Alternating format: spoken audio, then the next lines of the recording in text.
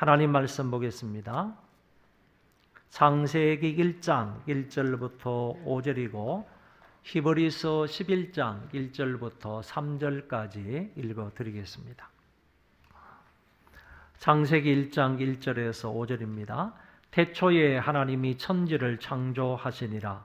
땅이 혼돈하고 공허하며 흑암이 깊음 위에 있고 하나님의 영은 수면 위에 운행하시니라. 하나님이 이르시되 빛이 있으라 하시니 빛이 있었고 빛이 하나님이 보시기에 좋았더라. 하나님이 빛과 어두움을 나누사 하나님이 빛을 낮이라 부르시고 어두움을 밤이라 부르시니라. 저녁이 되고 아침이 되니 이는 첫째 날이니라. 아멘. 히브리서 11장. 믿음은 바라는 것들의 실상이요 보이지 않는 것들의 증거니 선진들이 이로써 증거를 얻었느니라. 믿음으로 모든 세계가 하나님의 말씀으로 지어진 줄을 우리가 아나니 보이는 것은 나타난 것으로 말미암아 된 것이 아니니라. 아멘. 오늘부터 몇 주에 걸쳐서 사도신경에 관하여서 알아보므로 말씀의 은혜를 받고자 합니다. 사도신경은 교회를 다니는 사람들은 다 알고 있는 내용입니다. 학습을 받을 때나 아니면 세례를 받을 때 기본적으로 암송해야 할 사항이기도 합니다. 그리고 매주일마다 예배를 드릴 때 우리는 사도신경으로 우리 자신들의 신앙을 고백합니다. 그러면 먼저 사도신경이란 무엇일까요? 어떤 사람들은 사도들이 만들어 놓은 신앙 고백이다 이렇게 이해를 하는 사람들이 있습니다. 그러나 그것은 잘못된 이해입니다. 한마디로 말하면 사도신경이라는 것은 기독교의 중요한 진리를 제일 간략하게 모아놓은 것이다 이렇게 이해를 하시면 되겠습니다. 그러니까 사도들이 만들어 놓은 신앙 고백이 아니고 중요한 진리를 아주 간략하게 모아놓은 것이 바로 사도신경이다. 그러면 왜 사도라는 말을 붙였느냐라고 하면 사도 때부터 사도들이 이런 내용으로 신앙 고백을 했기 때문에 사도신경이라는 말을 붙였다는 것입니다. 사도들이 이런 신앙의 내용으로 신앙 고백을 했다는 얘기이지 사도들이 만들었다는 것은 아니다라는 얘기입니다. 그래서 종교개혁자 루터라는 사람은 사도신경에 관하여서 이렇게 말했습니다. 사도신경은 단순한 사람이 고안해 놓은 것이 아니라 마치 꿀벌들이 온갖 아름다운 꽃들로부터 꿀을 모아 오듯이 위대한 사도들이 가르친 내용을 요약한 것이다 라고 말을 했습니다. 여러분, 이 사도신경의 이 신앙 고백은 정말 위대한 고백입니다. 성경의 진리를 아주 간략하게 모아놓은 그런 고백이기 때문에 저와 여러분들이 언제든지 이 고백을 해야 할 필요가 있다고 생각을 합니다. 그러면 언제부터 오늘날과 같은 이 사도신경의 내용으로 확정이 되었는가라고 말하면 사도 때부터 이렇게 고백되어져 오던 이것을 AD 주님 오시고 난 이후입니다. AD 710년에 교회에서 공인문서라는 것을 만들게 되었습니다. 그 공인문서 가운데에서 이 사도신경의 내용이 그 속에 들어가 있었는데 그것이 오늘날과 같은 그런 형태의 사도신경 고백이었다라는 것입니다. 그래서 사도 때부터 신앙으로 고백되어 오던 그 내용들을 쭉 모아가지고 AD 710년에 교회에서 공인된 문서에 넣었던 것이 그 이후로 계속적으로 고백되어 오는 그런 내용이다. 이렇게 이해를 하시면 되겠습니다. 그러면 왜 이 사도신경과 같은 이런 신앙 고백이 필요했는가? 라는 것입니다. 왜 이것이 필요했느냐? 성경 한 권만 있으면 되는데 왜 이렇게 따로 신앙 고백안을 만들어 놓았느냐라는 얘기입니다. 첫 번째 이유는 초대교회에는 많은 이단들이 발생하게 되었습니다. 그 이단들에게 현혹되지 않도록 위해서, 진리를 보호하기 위해서 순수한 진리는 이것이다. 이단들이 주장하는 그것과 달리 진짜로 성경의 내용 가운데에서 순수한 진리는 우리가 신앙으로 고백해야 할 내용은 이것이다 하는 의미로 사도신경이 있어야 할 필요가 있었던 것입니다. 두 번째는 자녀들에게 신앙의 내용을 가르쳐 주어야 하는데 무엇이 가장 간략하고 중요한 신앙의 내용인가? 이것을 자녀들에게 가르쳐 주기 위해서 사도신경의 내용이 필요했다라는 것이고, 교회 안에서는 초신자들이 이제 예수 믿기 시작한 사람들에게 기독교의 기본 진리가 무엇인지를 그들에게 가르쳐 줘야 되는데 그것이 바로 사도신경이었기 때문에 교회에서 필요했다, 이렇게 말할 수 있습니다. 그리고 세례를 받을 때 이 사람이 진짜 신앙 고백자인지 아니면 그냥 형식적으로 위선적으로 신앙 고백을 하는지 잘 모르니까 적어도 사도신경 안에 있는 이 내용으로 고백을 해야만 세례 받을 수 있는 진짜 신자라고 말할 수 있다. 그래서 교회 안에 사도신경이 필요했다라는 얘기입니다. 이 같은 필요에 의해서 사도신경이 생기게 되었고 지금까지 보존되어 왔던 것입니다. 이 사도신경은 이렇게 시작을 합니다. 나는 전능하신 아버지 하나님 천지의 창조주를 믿습니다. 이 신앙 고백은 한마디로 하나님에 대한, 성부 하나님에 대한 신앙 고백입니다.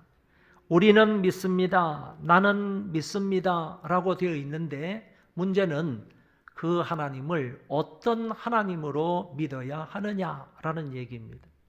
하나님을 믿기는 믿는데 그 하나님이 어떤 분이냐 하는 것을 여기에서 말씀해 주고 있습니다. 첫째는 나는 전능하신 하나님을 믿는다라고 고백하는 것입니다. 전능하다 하는 이 말은 말 그대로 능치 못하심이 없다, 그런 뜻입니다. 하나님에게는 모든 것이 가능하고 그래서 하나님은 모든 것을 하실 수 있는 분이다, 이것을 믿는다는 고백이 첫 번째 고백입니다. 우리가 성경을 읽다 보면 성경에 많은 이적들이 나타납니다. 그랬을 때 우리가 그 이적들을 읽을 때 하나님이 정말 대단하시구나, 어떻게 이런 일을 하실 수 있지? 이런 생각이 들 때가 많습니다. 예를 들면 하나님께서 홍해를 가르셔서 이스라엘 백성들이 육지같이 그곳을 지나갈 수 있게 해주셨다. 그리고 애굽 군인들이 쫓아오니까 하나님께서 그 갈라진 홍해를 합치게 만드셔서 그 모든 사람들이 수장이 되게 되었다. 이런 것을 생각할 때 하나님의 역사는 정말 대단하시구나, 이런 것을 생각할 수 있습니다. 여호수아가 나쁜 그 땅에 살고 있는 사람들하고 전쟁을 벌일 때, 그 가나안 땅을 점령을 할 때 여호수아가 전쟁이 이제 막 한참 동안 진행이 되고 있는데 자기들이 승리하고 있습니다. 완전히 저 사람들에게 승리를 하려면 조금 더 밝은 낮이 필요했습니다. 그래서 하나님 앞에 기도하기를, 하나님 태양을 머물게 해주십시오. 태양아 머무르라 라고 했더니 그 태양이 아얄론 골짜기 위에 머물렀다는 것. 그래서 여호수아가 그 전쟁에 계속적으로 이기는 그런 싸움을 싸우게 되었다 하는 것을 우리가 성경을 통해서 읽어볼 수 있습니다. 어떻게 하나님이 태양을 머무르시게 할 수 있느냐, 이런 이야기들, 이런 것을 들으면 인간으로서는요, 정말 대단하구나, 하나님이 정말로 위대하시구나, 이런 사실을 깨닫게 되는데 실제적으로 하나님 편에서 보실 때는 이게 그리 대단한 일이 아니라는 거죠. 우리가 볼 때에는 정말 놀랍고 위대하고 대단한 사건인데 하나님이 보실 때에는 전혀 그렇지 않은 일이라는 겁니다. 하나님이 얼마든지 태양을 머무르게 할 수도 있고 하나님이 얼마든지 바다를 가르게 하실 수도 있는 그런 분이시기 때문이라는 거죠. 그래서 여기에서 우리가 고백할 수 있는 것은 하나님은 전능하신 분이시다. 하나님은 못할 일이 없는 분이시다. 모든 것을 다 하실 수 있는 전능하신 분이시다 하는 사실을 알게 된다라는 얘기입니다. 욥기 42장에서 욥이 이렇게 고백을 합니다. 주께서는 못하실 일이 없사오며 무슨 계획이든지 못 이루실 것이 없는 줄 아오니 그랬습니다. 단적으로 말하면 이 욥은 하나님이 능치 못하심이 없다. 그리고 하나님이 이루지 못할 경영이 없다. 이렇게 단적으로 고백하고 있는 부분을 볼 수가 있습니다.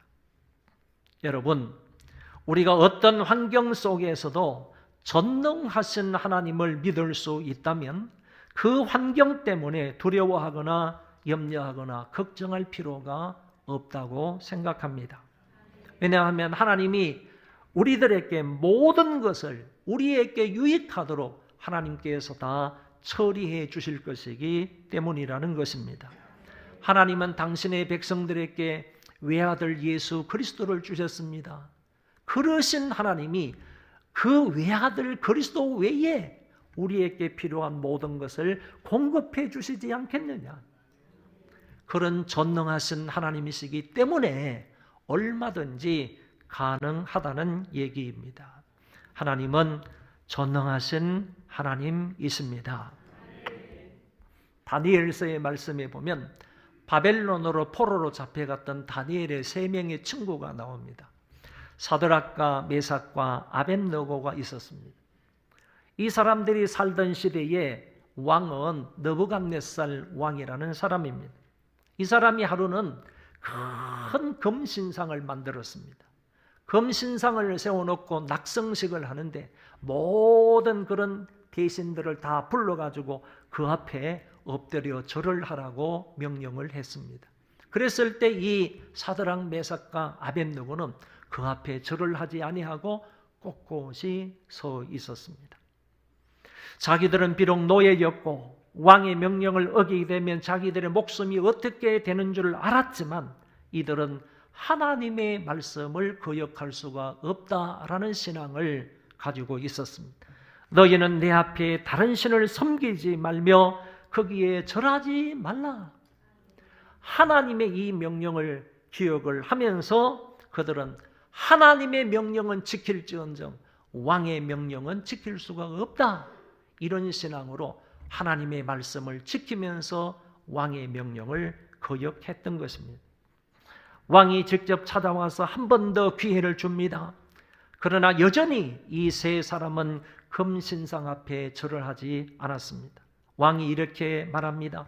너희가 만일 절하지 아니하면 즉시 너희를 맹렬히 타는 풀무불 가운데에 던져 넣겠다라고 했습니다. 다니엘의 3 친구는 단호하게 거절을 합니다. 이 일에 대하여 왕에게 대답할 필요가 없나이다. 왕이여, 우리가 섬기는 하나님이 계시다면 우리를 맹렬히 타는 풀무불 가운데서 능히 건져내시겠고 왕의 손에서도 건져내시리이다. 그렇지 아니할지라도 왕이여, 우리가 왕의 신들을 섬기지도 아니하고 왕이 세우신 금신상에게 절하지도 아니할 줄을 아옵소서. 느부갓네살 왕이 분이 가득했습니다. 그래서 평소보다 그 풀무불을 7배나 더 뜨겁게 해서 이들을 그 속에 집어넣었습니다.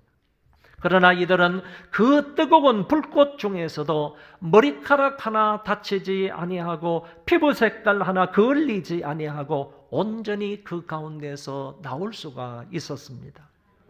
이 놀라운 이적을 두 눈으로 똑바로 지켜보았던 느부갓네살 왕이 후에 전국에 이런 조서를 내립니다.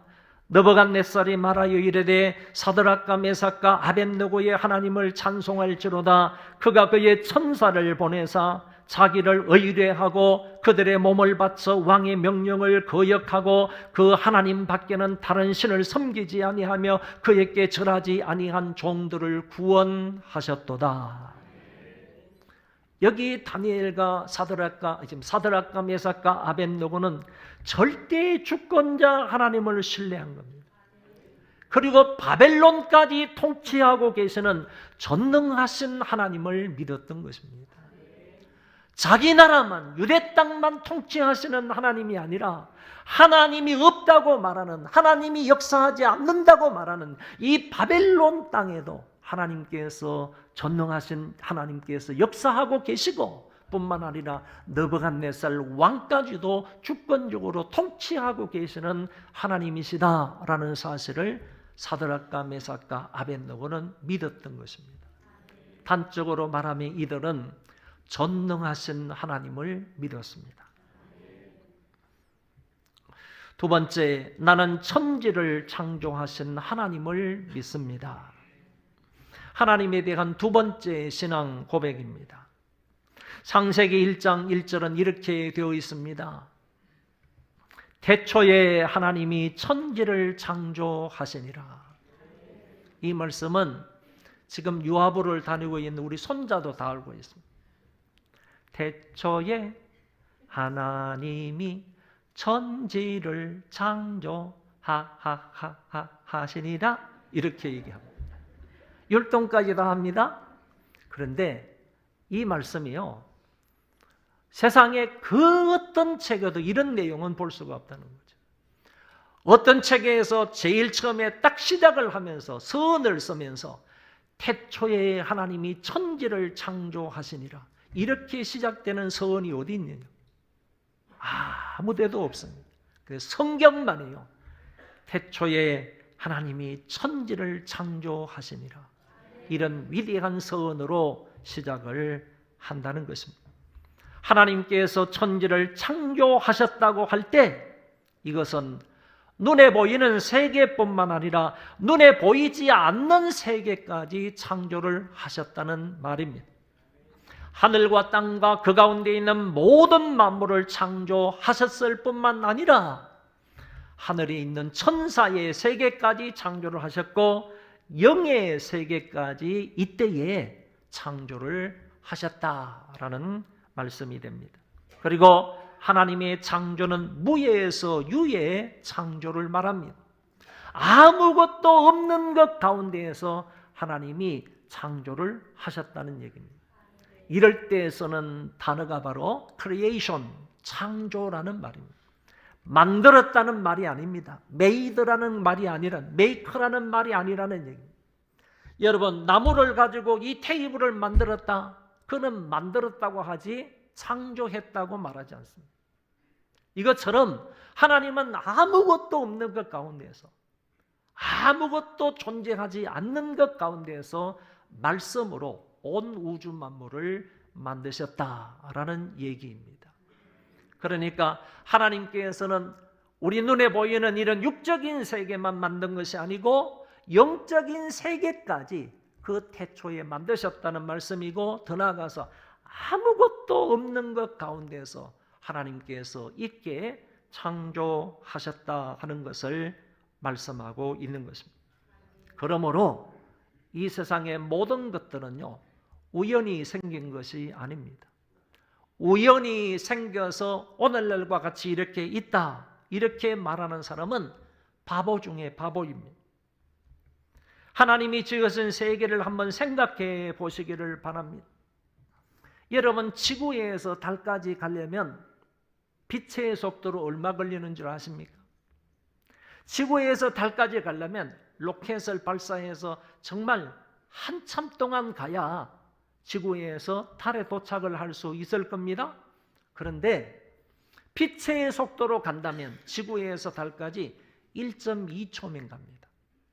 1.2초면 여기에서 달까지 빛이 도달을 한다는 것입니다. 그런데 여러분, 이 우주가 있지 않습니까? 이 우주 왼쪽 끝에서부터 예를 들어서 오른쪽 끝까지 여기에서 여기까지 빛의 속도로 가려면 얼마 정도 걸리느냐 하면은 200억 년이 넘어 걸립니다. 이 우주 끝에서 우주 끝까지 빛의 속도로 가는 겁니다. 뭐 비행기 속도로 가는 게 아니에요. 빛의 속도로. 이 빛의 속도는 이 지구에서 달까지 가는 시간이 1.2초라 그랬어요. 그 빛의 속도로 가더라도 여기에서 여기까지 가는 데가 걸리는 시간이 200억 년이 넘는다는 거예요. 200억 년이 넘게 걸린답니다. 그러므로 이 우주가 얼마나 광활한지를 우리가 알아볼 수가 있는 것이죠. 여러분, 이 별들은요, 하늘에 떠 있는 수많은 별들이 있지 않습니까? 이 별들의 군집을 은하계라고 말합니다. 은하계는 여러 은하계가 있습니다. 여러 은하계가 있습니다. 그런데 대부분 한 은하계 속에 별들이 몇 개 있느냐라고 하면 제가 알고 있기로는 1억 개 정도 있다라고 했는데 어느 집사님이 일부 예배 끝나자마자 목사님 그거보다 더 많습니다 이렇게 말해요. 그래서 제가 다시 한번 챗GPT를 한번 이용을 해서 알아봤습니다. 그랬더니 한 은하계 속에요. 우리 은하계라는 이 한 은하계 속에요. 적어도 별들이 2천억 개가 있다. 근데 이거보다 더 많이 얘기하는 사람이 있고 더 적게 얘기하는 사람이 있어요. 그러니까 추측일 뿐인데도 평균적으로 2천억 개 정도 된다. 1,000억 개에서 4천억 개라고 얘기하는데 한 은하계 속에 있는 별들이요.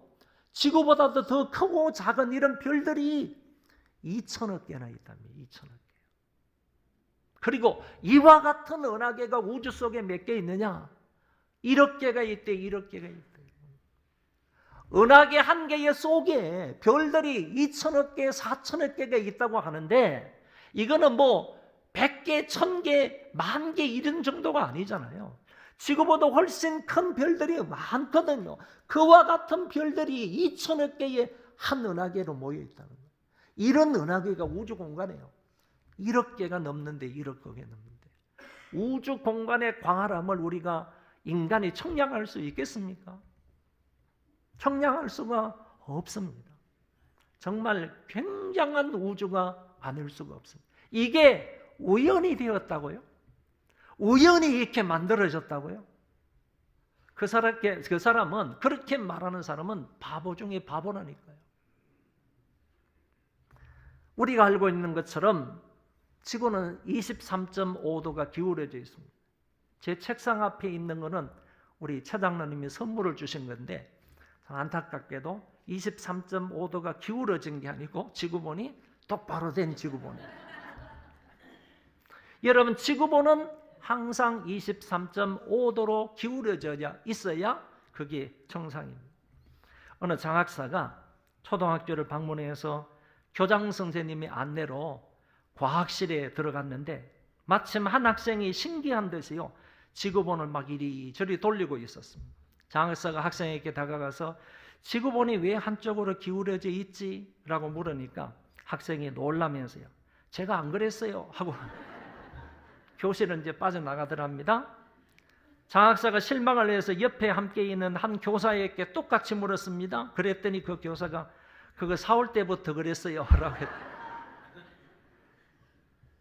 장학사가 하도 기가 막혀서요 교장 선생님에게 같은 질문을 했습니다. 그랬더니 교장 선생님 하시는 말씀이 그거 국산품이라서 그래요. 여러분, 지구는 23.5도가 기울어져 있습니다. 만약에 23.5도가 기울어져 있지 않으면요 이거는 큰일 나는 겁니다. 큰일 나는 겁니다. 지구가 태양 주위에 자전과 공전을 하지 않습니까? 공전을 하는데 이게 기울어져 있지 않고 여기에서 똑같이 만약에 이게 돈다고 한다 그러면 적도만 계속해서 비치는 거예요. 빛이. 그러니까 적도 가운데 있는 모든 수분들이 빠져나가게 되면요 지구가 이렇게 있다가 두 개가 된다는 거예요. 두 개. 가운데가 잘린다는 거예요. 수분이 다 발생하게 되면 여기 가운데 위하고 아래가 완전히 잘린다. 지구가 두 동강이가 나고 만다 그럽니다. 그러니까 23.5도가 쫙 기울어져 가지고 이게 자전도 하고 공조를 하면서 이렇게 가야 골고루 이 태양빛이 비치는 거예요. 골고루. 북반부에 만약에 골고루 빛이 비칠 때에는 그 여름이 되는 거고요. 남쪽에 만약 남반부가 비칠 때에는 거기 남반부가 여름이 되는 거예요. 이게 얼마나 오묘하게 되어 있는지 모른다니까요.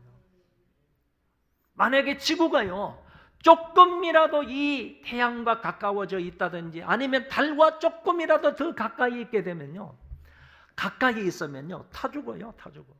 조금만 더 멀어져 있으면 다 얼어서 죽어요.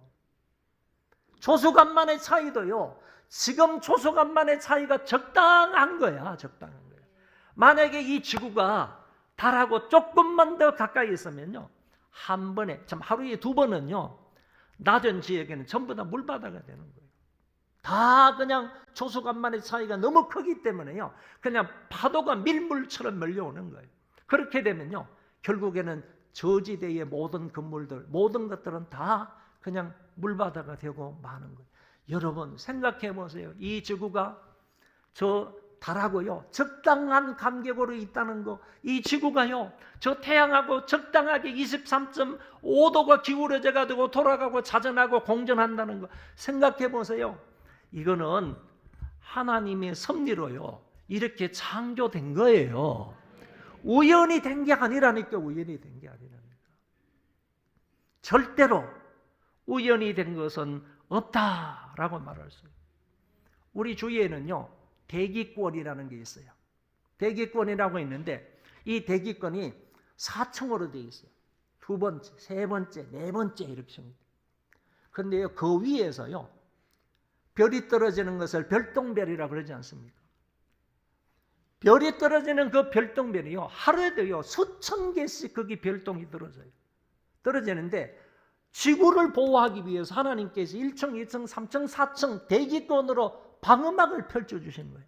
하루에도 수천만 개가 떨어지는 그 별똥별이 만약에 대기권을 거쳐가지고 우리 쪽으로 떡 떨어진다면요 이게 엄청난 그런 괴력을 발휘하기 때문에 그것에 의해서 지구는 이미 박살나서 없어진 거예요.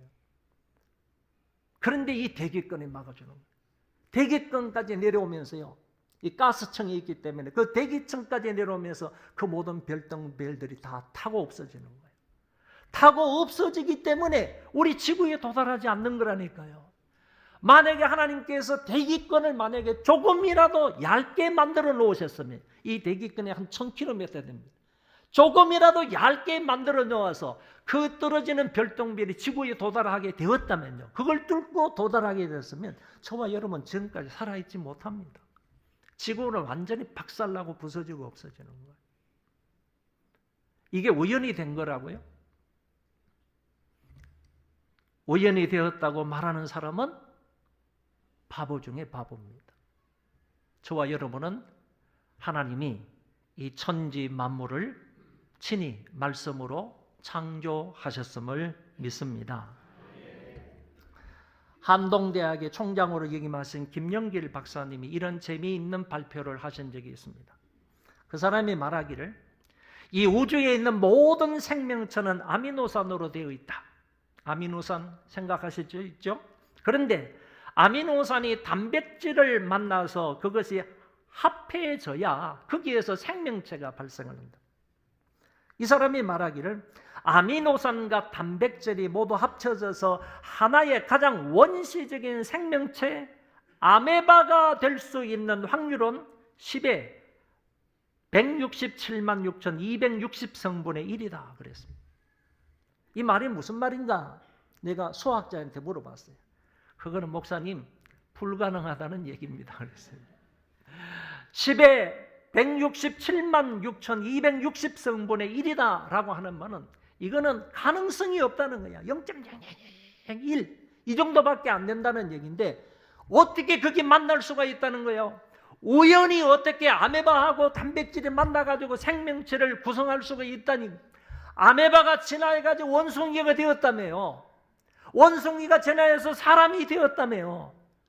이게 옳지 않다는 거예요. 절대로 아메바 하나도, 아주 기본적인 생명체인 그 아메바 하나도 생기려면 이 아미노산과 단백질이 만나야 생기는데 만나서 생길 수 있는 가능성이 10에 167만 6,260성분의 1이라니까 이러는 거예요.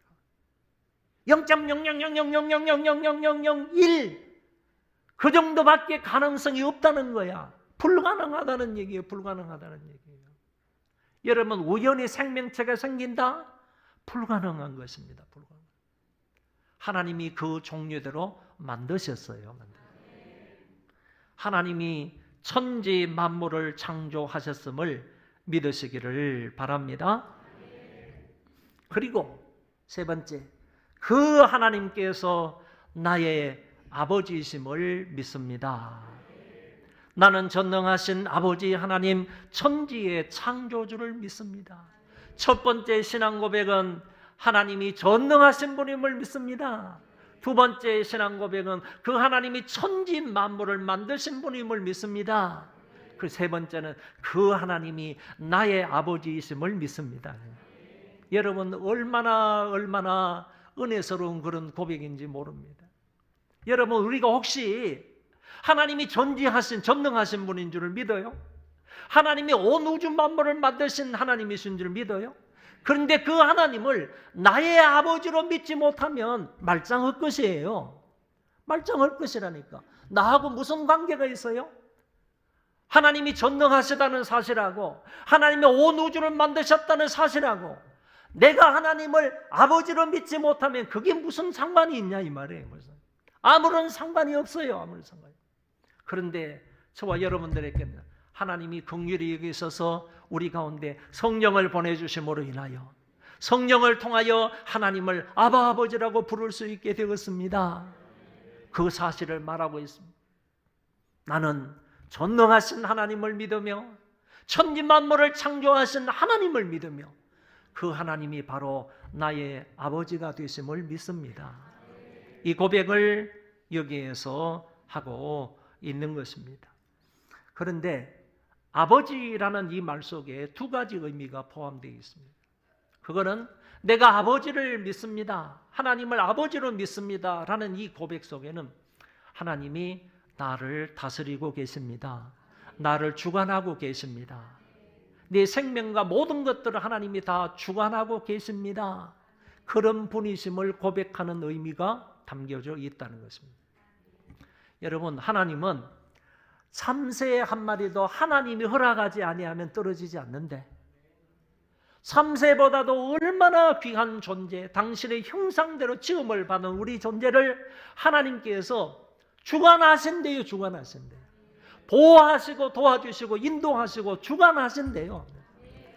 그러니까 참새 한 마리도 당신의 허락이 없으면 떨어지지 않는다고 했는데 당신의 형상대로 지음을 받은 당신의 백성인 저와 여러분들 하나님이 주관하시기 때문에 하나님의 허락함이 없이는요 절대로 우리가 떨어지지 않는 거예요. 죽지 않는 거예요. 해를 받지 않는 거라는 말이에요. 여러분. 하나님이 나를 주관하신다는 의미로 하나님이 우리의 아버지가 되신다고 고백하는 거예요. 두 번째는 하나님이 우리를 이처럼 사랑하신다라는 의미를 가지고 있습니다. 그럼 아버지 그러면 하나님이 나를 이처럼 사랑하신다라는 그런 의미가 포함이 되어 있다라는 얘기입니다. 그래서 이 두 가지 내용이 담겨져 있다는 사실을 아시고요. 전능하신 하나님, 온 우주 만물을 만드신 창조주 하나님, 그 하나님이 바로 내 아버지이시다. 바로 그분이 나를 주관하시는 분이고 그분이 바로 나를 이처럼 사랑하시는 분이다 라는 사실을 믿으시기 바랍니다. 여러분, 하나님을 아버지로 믿는 사람에게는요 정말 놀라운 은혜와 복이 약속되어 있어요. 성경에 나와 있는 모든 은혜와 복이요 하나님을 아버지로 믿는 사람에게 다 약속이 되어 있다니까요. 궁극적인 그 약속은 뭐냐면은 하나님을 아버지로 믿는 사람에게는요 나중에 하나님 나라를 유업으로 주시겠대요. 여러분, 하나님 나라를 유업으로, 하나님 나라를 기업으로 주시겠다고 했으므로 이것보다도 더 큰 은혜와 복이 어디 있어요? 하나님 나라를 상속시켜 주겠다니까. 하나님 나라를 우리한테 하나님께서, 우리가 하나님을 아버지 아버지라고 부르면요, 그 아버지께서 자식들에게, 자녀들에게요, 하나님 나라를 상속시켜 주겠대요. 기업으로 주시겠대요. 이런 은혜와 복이 약속되어 있다, 그런 말씀입니다. 여러분, 우리는 아무것도 아니에요. 그러나 우리 아버지는 전능하시고 천지를 창조하신 하나님이십니다. 그분 때문에 우리의 신분이 달라졌습니다. 그분 때문에 우리의 신분이 높아졌습니다. 그분 때문에 우리가 하나님의 은혜와 복을 받고 살아갑니다. 그러므로 우리는 아무것도 아니지만은 우리 하나님은요, 전능하신 하나님이고 온 세상 만물을 창조하신 하나님이십니다. 그 하나님을 내가 아버지로 믿고 있다는 거, 대단한 신앙 고백이 아닐 수 없습니다. 이 신앙 고백은요, 나는 믿습니다 라고 시작을 합니다. 영어 성경에는 I believe in 이렇게 시작합니다. 나는 믿습니다. 전능하신 하나님을 믿고요. 나는 믿습니다. 천지를 창조하신 하나님을 믿고요. 나는 믿습니다. 그분이 나의 아버지가 되심을 믿습니다. 이런 얘기예요. 나는 믿습니다. 이것으로 시작하는 그런 신앙 고백이 바로 사도신경입니다. 유명한 토마스 아퀴나스라는 사람이 사도신경을 강의를 하면서 제일 처음에 이 믿음을 강조해서 말했습니다. 다음에 성구들을 인용했는데요, 그 사람은 말하기를 그리스도인에게 가장 먼저 필요한 것이 믿음이다. 여러분, 믿지 아니하면 그리스도인이 될 수 없잖아요. 예수님을 믿지 않으면 그리스도인이 될 수 없잖아요. 그렇기 때문에 그리스도인에게 가장 필요한 것이 먼저 믿음입니다. 그리고 믿음으로 구원을 얻는다. 믿음이 없이는 하나님을 기쁘시게 할 수 없다. 믿음으로 하지 않는 모든 것이 죄다. 믿음은 바라는 것들의 실체다. 보지 않고 믿는 자들이 더 복이 있다. 오직 의인은 믿음으로 산다. 믿음으로 세상을 이긴다. 이렇게 믿음과 관계되어 있는 성구를 인용을 하면서 사도신경에서 가장 우선적으로 해야 할 것은 믿는 거다라고 말했습니다. 여러분, 저와 여러분들은 이런 믿음으로 승리하는 삶을 사시기를 바랍니다. 우리 그 자리에 다 일어나시겠습니다.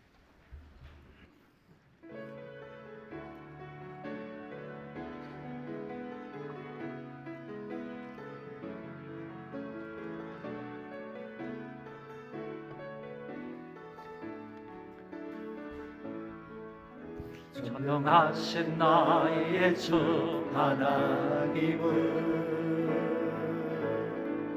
능치 못하실 일 전혀 없네.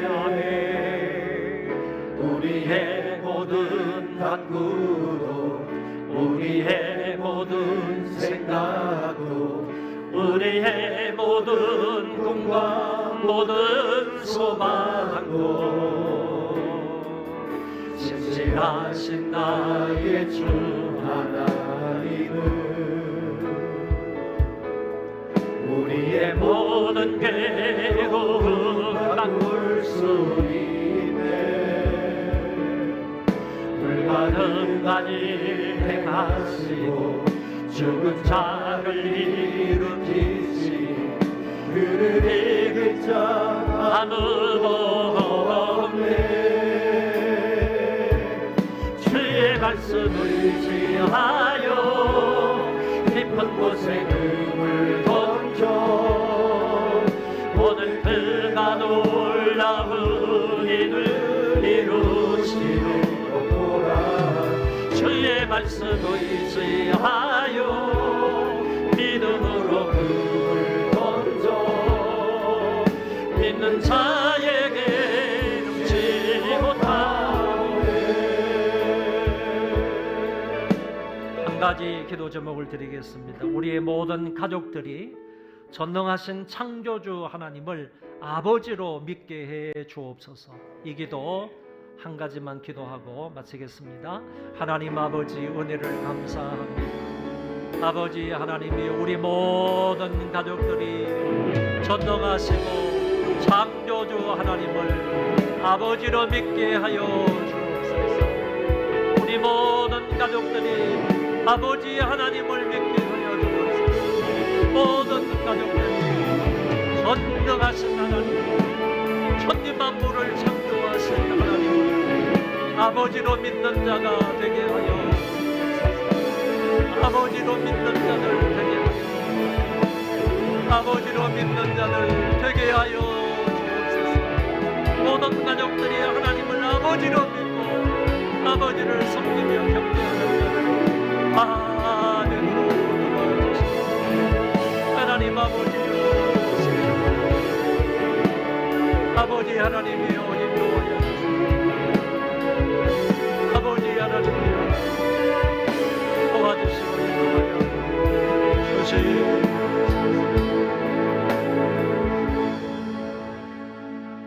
주 예수 그리스도의 은혜와 전능하시고 천지 만물을 창조하신 하나님 아버지의 만극하신 그 사랑하심과 성령님의 위로 교통 역사 충만하심이 오늘 예배를 드리고 돌아가는 모든 심령들 위에 이제로부터 영원토록 함께 있을지어다.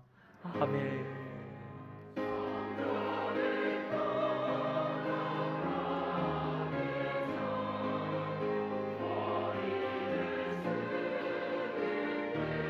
아버지